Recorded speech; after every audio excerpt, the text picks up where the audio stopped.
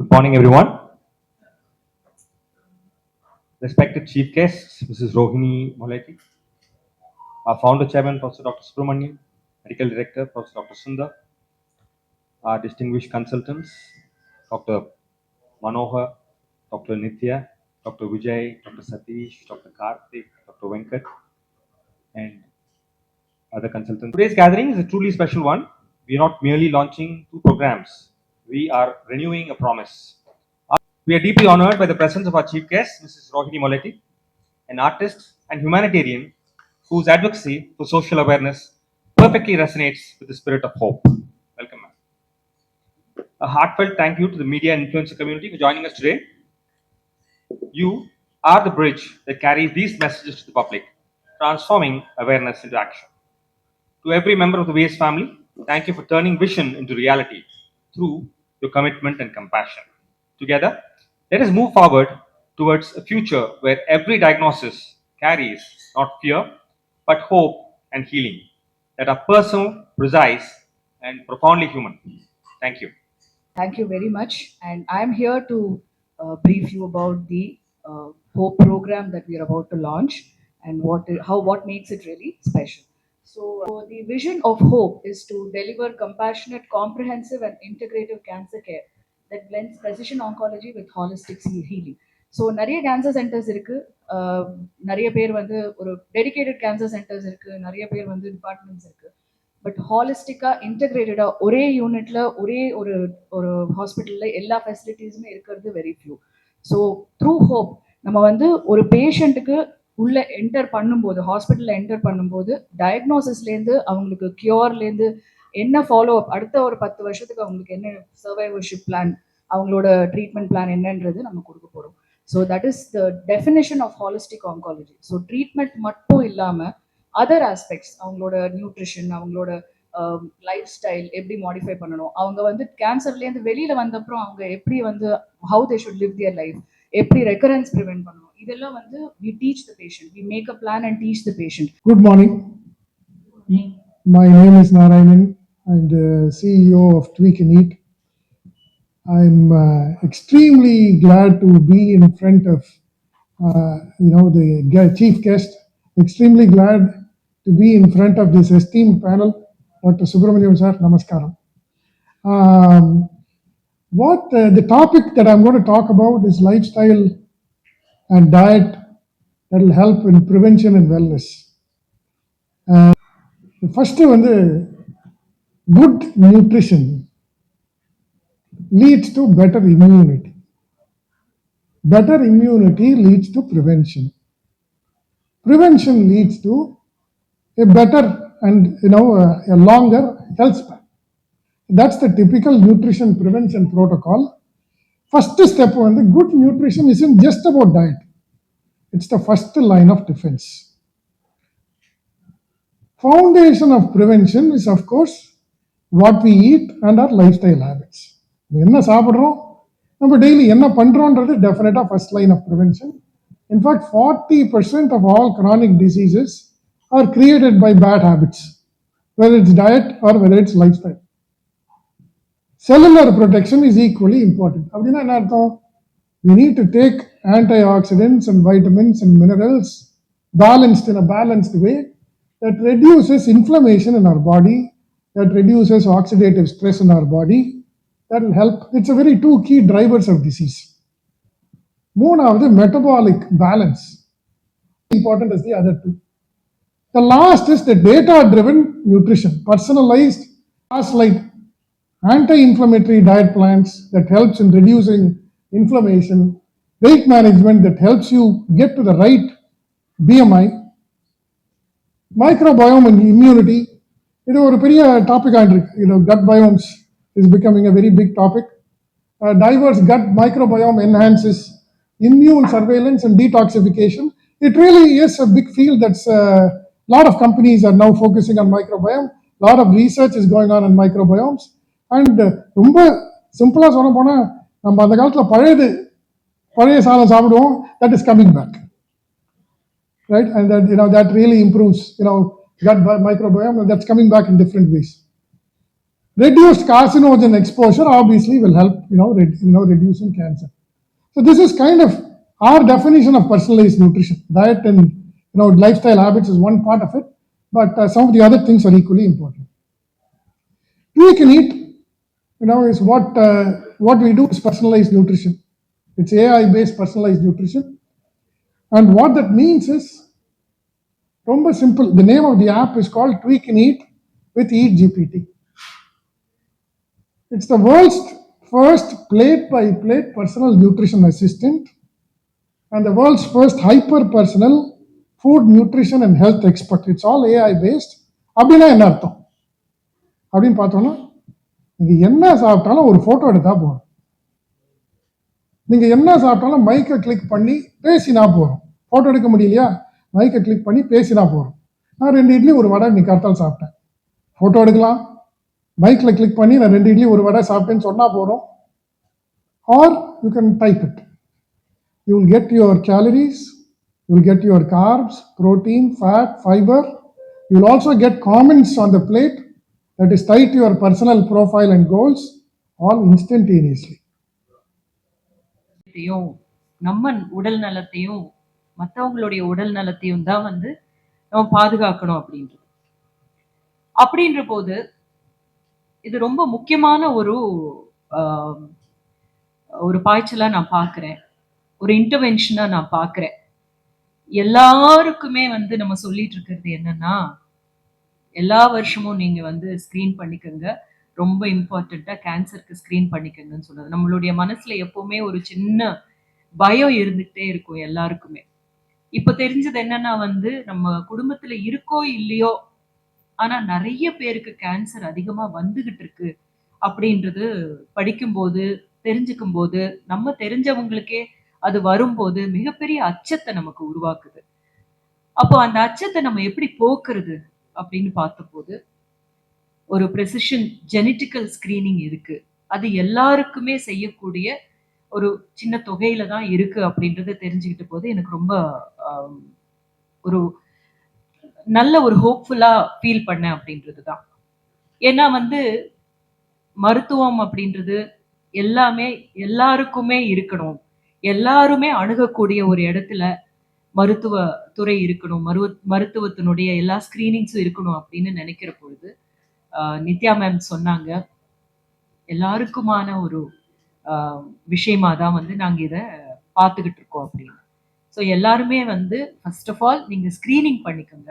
ஒருவேளை ஏதாவது ஒரு பிரச்சனை இந்த மாதிரி இருக்குன்னு தெரிஞ்ச உடனே இங்க வந்தா கண்டுபிடிச்சதுல இருந்து திரும்பி வராம இருக்கிற வரைக்கும் எப்படியான ஒரு நம்ம வந்து வாழ்க்கை முறையை நம்ம வந்து பின்பற்றணும் அப்படின்றது சொல்லிட்டு இருக்காங்க அப்படின்றது பார்க்கும்போது மிக அற்புதமான ஒரு விஷயமா பட்டுச்சு எனக்கு. அது மட்டும் இல்லாம நம்மளுடைய உணவே மருந்துன்னு எல்லாருக்குமே சொல்லிக்கிட்டே தான் இருக்கும். ஆனா நம்ம வெளியில பார்க்கும்போது வந்து நம்ம சாப்பிட்டுட்டு இருக்கிற உணவு நம்மளுடைய உடல் நலத்துக்கு கேடு விளைவிக்கிற உணவுகளா தான் நம்ம வந்து சாப்பிட்டுட்டு இருக்கோம் அப்படின்றது தெரியுது. பட் நம்மளுடைய சாய்ஸா இருக்க வேண்டியது என்ன அப்படின்றது எல்லாமே வந்து ரொம்ப அழகா இங்க சொல்லி கொடுத்துருக்காங்க. இதை விட வந்து இவங்க சொல்லியிருக்கிறத விட நான் வந்து பெருசா இதை பத்தி சொல்லிட முடியாது. ரொம்ப இன்ட்ரெஸ்டிங்கா இருந்தது சார். நாங்க இதை பத்தி தான் பேசிட்டு இருக்கோம்.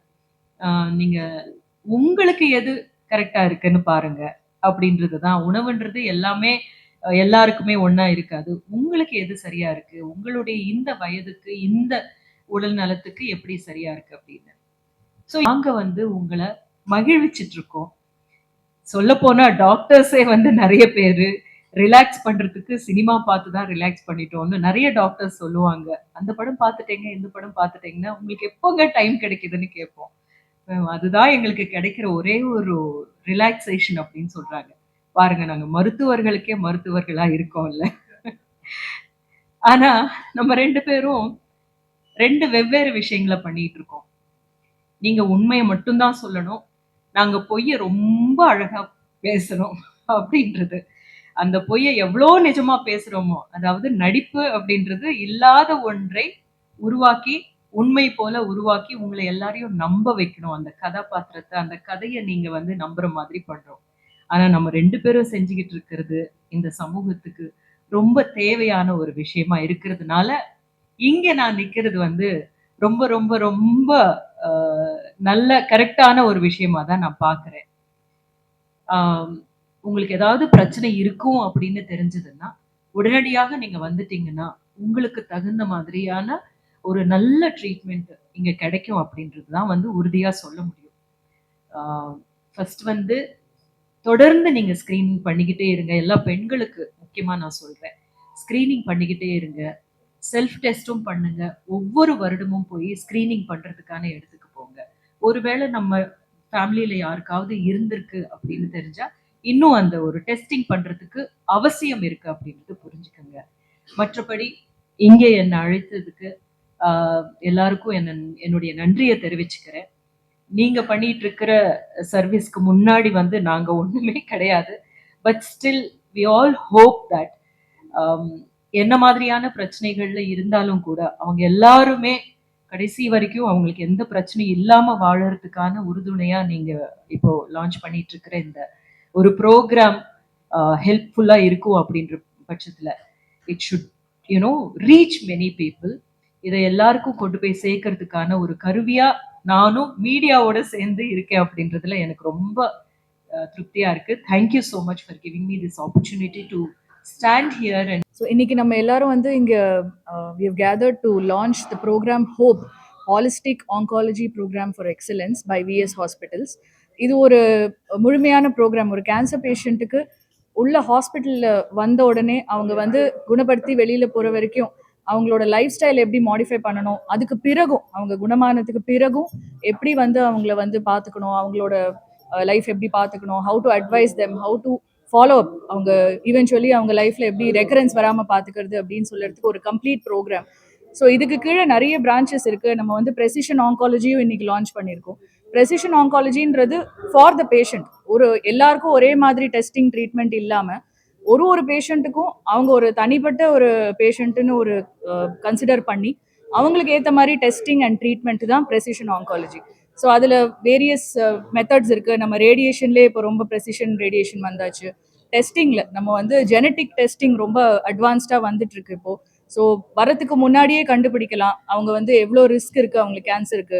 அதே மாதிரி ஒரு பேஷண்ட்டுக்கு ஜெனட்டிக்ஸ் டெஸ்ட் பண்ணி அவங்களுக்கு அதுக்கு பேஸ் பண்ணி அவங்களுக்கு ட்ரீட்மெண்ட் கொடுக்கலாம். அவங்க அடுத்த ஜெனரேஷனுக்கும் கேன்சர் வருமா வராதான்னு ரிஸ்க் அசஸ் பண்ணி அவங்களுக்கு தடுக்கலாம் கேன்சரை.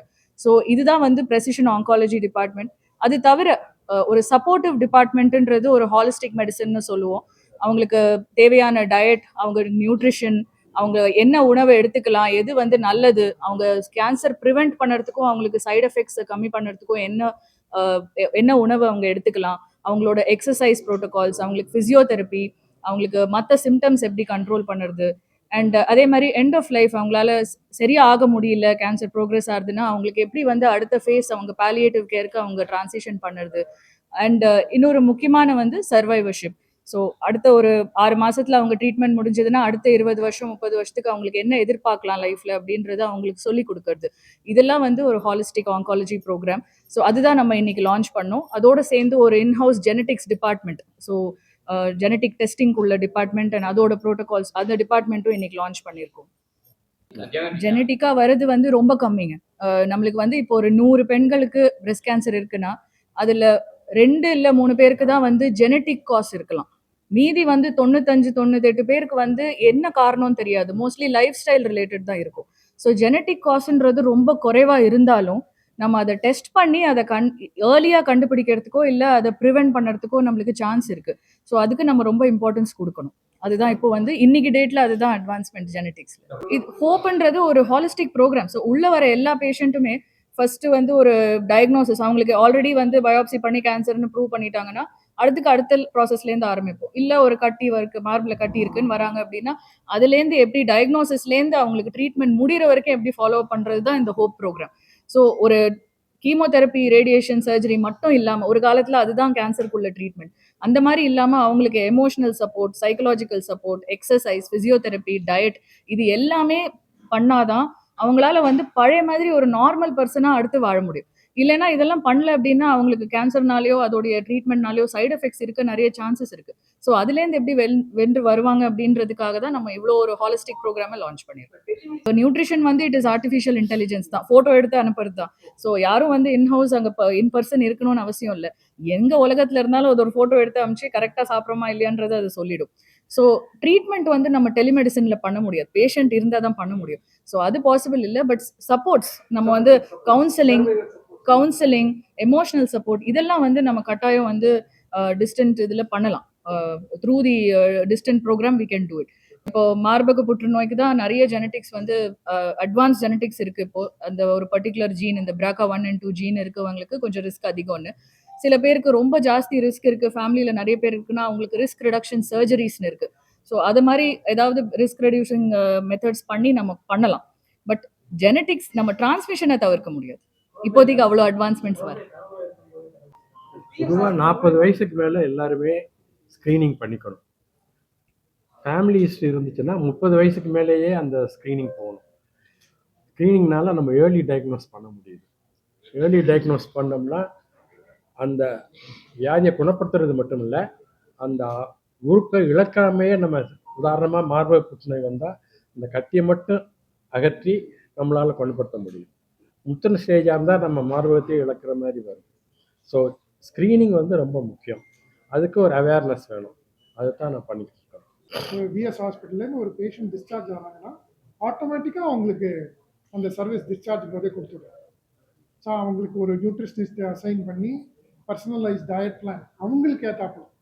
எல்லாருக்கும் எல்லாம் கொடுக்க முடியாது, ஒருத்தருக்கு ஒன்று ஒன்று ஒத்துக்கும், ஒருத்தருக்கு ஒன்று ஒன்று ஒத்துக்காது. அதுக்கு ஏற்றாப்புல ஒரு பர்சனலைஸ்டு பிளானை போட்டு ஒரு பிளேட்டையும் வாட்ச் பண்ணி வாரம் ரிவ்யூ பண்ணி அப்படி பண்ணி கொண்டு போய் ஏன்னா அந்த அவுட்கம்ஸ் பார்த்தீங்கன்னா ஒரு பிளேட்டும் பார்த்து ஹெல்ப் பண்ணோன்னா டெஃபினட்டாக அவுட்கம்ஸ் பெட்டராக தான் இருக்கும். அவுட்கம்ஸ் பார்த்தீங்கன்னா அவங்களால கீமோதெரப்பி சைடு எஃபெக்ட்ஸாக இருக்கட்டும், இல்லை ஒரு அவுட்கம்ஸாக இருக்கட்டும், எல்லாமே மச் பெட்டர். அதனால இப்போ எல்லாருக்குமே கொடுத்துருக்கோம். நம்ம உடல் ஆரோக்கியத்தை காப்பாத்துறதுக்காக முதல்ல நம்மளை நாம பேணி பார்த்துக்கணும் அப்படின்றது. ஸ்க்ரீனிங் பண்ணிக்கணும். ஸ்க்ரீனிங் பண்ணிக்கிட்டு அதுக்கு முன்னாடி வந்து நம்மளுடைய உணவு பழக்க வழக்கங்கள் கரெக்டா இருக்கணும். உடல் உழைப்பு இருக்கணும். உடல் எக்ஸசைஸ் அதிகமா இருக்கணும். நம்மளுடைய பேட் ஹேபிட்ஸ் எல்லாத்தையும் விட்டுறணும். அதுக்கப்புறம் ஏதாவது ஒரு பிரச்சனை இருக்கிறதுக்கு வாய்ப்பு இருக்கு அப்படின்னு சொன்னா வந்து முதல்ல போயிட்டு ஸ்க்ரீனிங் பண்ணிக்கணும். ஸ்க்ரீனிங் பண்ணிக்கிட்டு பயந்துராதீங்க. அதுலேருந்து வெளியே வர்றதுக்கான ஒரு வாய்ப்பு இருக்கிறதுக்கு சான்ஸ் இருக்கு. அதையும் நீங்க பயன்படுத்திக்கணும். ஒருவேளை அப்படி நடக்கக்கூடாது, பட் நடந்திருந்ததுன்னா அதையும் நம்ம எதிர்கொள்றதுக்கு வந்து நமக்கு எக்ஸ்பர்ட்ஸ் இருக்காங்க அப்படின்றத நம்புங்க. அதிலிருந்து வெளியே வர்றதுக்கு நம்மளால கண்டிப்பா மனோதைரியம் இருந்ததுன்னா கண்டிப்பா வெளியே வர முடியும் அப்படின்னு நான் சொல்லுவேன். பட் ஃபர்ஸ்ட் ஆஃப் ஆல் வந்து நம்ம எந்த ஒரு நோயின்னு கிடையாது, நம்மளுடைய லைஃப் ஸ்டைலுன்னு தான் எல்லாம் சொல்றாங்க. எந்த ஒரு நோய் நீங்க பார்த்தீங்கன்னா கூட வந்து உங்களுடைய லைஃப் ஸ்டைல் மூலமா தான் இது வருது. உங்க லைஃப் ஸ்டைல் மாத்துனா சரியாயிடும் அப்படின்னு சொல்றாங்க இல்லையா? முதல்லயே பிரிவென்டிவா இருக்கிறது தான் பெட்டர். பட் ஒரு வேளை நடந்துருச்சு அப்படின்னா, நீங்க கரெக்ட்டான இடத்துக்கு போனீங்கன்னா, ரொம்ப இம்பார்ட்டன்ட்டா இங்க ஹோப்ல எனக்கு தெரிஞ்சிருக்கிற புது விஷயம் இன்னைக்கு என்ன அப்படின்றது, நம்ம வந்து ஒரு விஷயத்துக்கும் வேற வேற இடத்துக்கு போகணும். அந்த எக்ஸ்பர்ட்ஸ் வந்து வேற வேற இடத்துல இருப்பாங்க. அப்படி இல்லாம இந்த ஒரு பெர்சனுக்கு இந்த மாதிரியான ஒரு விஷயம் இருக்கு அப்படின்னா, உடனடியா உங்களுக்கு வந்து ஒரு ரூட் மேப் இருக்கு. அந்த ரூட் மேப் சொல்றதுக்கு வந்து டாக்டர்ஸ் இருக்காங்க. பலதரப்பட்ட செக்ஷன்ஸ்ல இருக்கிறவங்க எல்லாம் ஒன்று கூடி பேசி டிசைட் பண்ணி உங்களுக்கு வந்து ஒரு ட்ரீட்மெண்ட்டினுடைய ரூட் மேப் குடுக்குறாங்க. அப்புறம் ட்ரீட்மெண்ட் முடிஞ்சதுக்கு அப்புறம் கூட எப்படி இருக்கணும் நீங்க, எப்போ வரணும், என்ன மாதிரியான விஷயம். அது ரொம்ப புதுசா இருந்தது இந்த ஒரு விஷயத்துல. ஸோ அத பயன்படுத்திக்கணும் அப்படின்னு நான் நினைக்கிறேன். ஒரு பார்ட்டா நம்ம என்ன பண்ணலாம்னா வந்து, ஒவ்வொரு இடத்துக்கும் நம்ம வந்து நெறைய மெடிக்கல் கேம்ப்ஸ் பண்ணுவோம். ஒரு தெருவுக்கே நம்ம போய் பண்ணுவோம். அதுல இத வந்து இணைச்சிரணும். ஒரு காலத்துல வந்து நம்ம பேனியன் பண்ணிட்டு இருக்கும்போது அதத்தான் நாங்க சொன்னோம். மென்டல் இல்னஸ்க்கான ஒரு இதையும் அதுல நீங்க உட்படுத்துங்க அப்படின்னு சொல்லி, இப்ப நெறைய பேர் வந்து ஜஸ்ட் டயபெட்டிஸ் மட்டும் கிடையாது, பிபி மட்டும் கிடையாது. ஆ இந்த மாதிரியான விஷயங்களையும் ஸ்க்ரீன் பண்றத நீங்க வந்து சேர்த்துக்குங்கன்னு சொன்னோம். இதையும் சேர்த்துட்டோம்னா பெட்டரா இருக்கும் அப்படின்றது. ஸோ நம்ம ஒவ்வொரு இடத்துக்குமே வந்து நிறைய பேர் சமூக பணிகள் செஞ்சுட்டு இருக்கிறவங்க வந்து மெடிக்கல் கேம்ப்ஸ் நடத்துவாங்க. அந்த மெடிக்கல் கேம்ப்ஸ்ல ma'am actually we can add this part cancer screening அப்படின்றது நம்ம சேர்த்தோம்னா நல்லா இருக்கும்.